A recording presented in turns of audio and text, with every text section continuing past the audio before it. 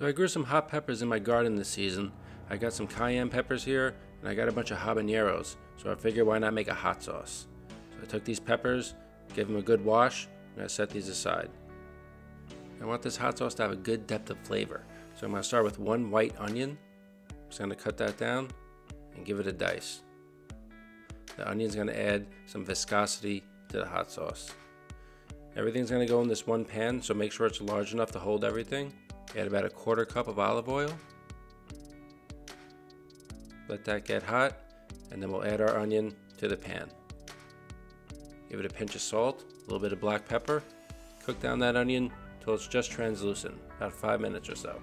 Meantime, we'll prepare our garlic. I have 6 cloves here. Take the skin off, just give it a rough chop. Set that aside in a bowl.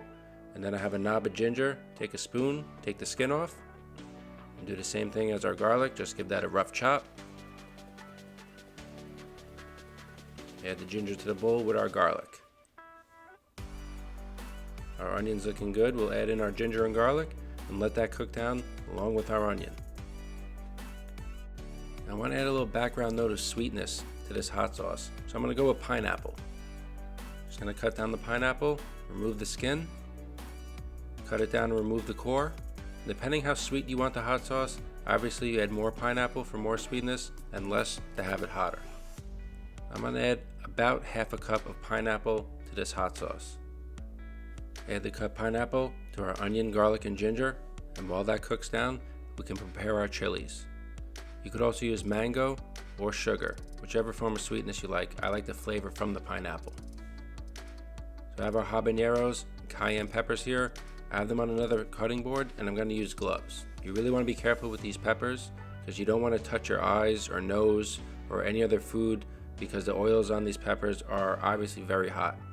So I'm just going to remove the stems from the habaneros here and from the cayenne chilies. Once all the stems are removed, I'm just going to take the habaneros and I'm going to cut them down in half. I'm going to leave the seeds intact. You could take them out if you want. Some people say they add a little bit of bitterness to the hot sauce, but I feel like the seeds are just fine.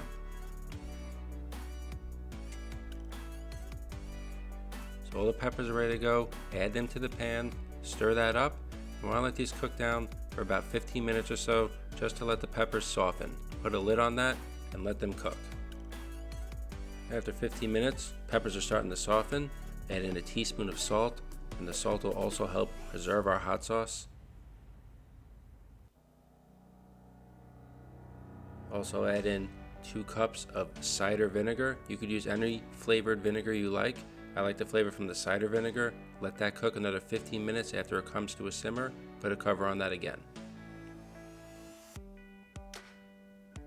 15 minutes later, everything's cooked together. This hot sauce is just about ready to go. Take it off the heat there, and you want to let this cool down before you blend it. Also, you don't want to breathe this in too heavily because it is very, very strong. I'm going to finish this off with some lemon verbena.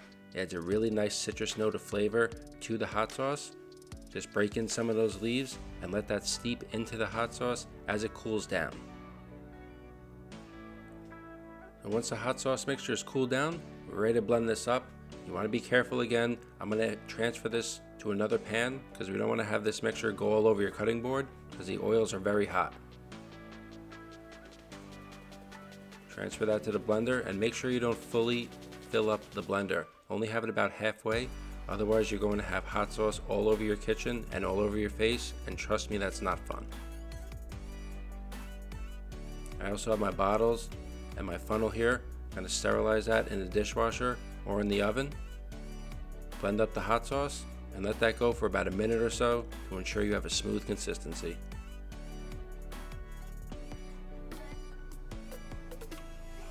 This was a little too thick, so I added a touch more vinegar. You could add water as well. And once you have the desired consistency, we're ready to bottle this up.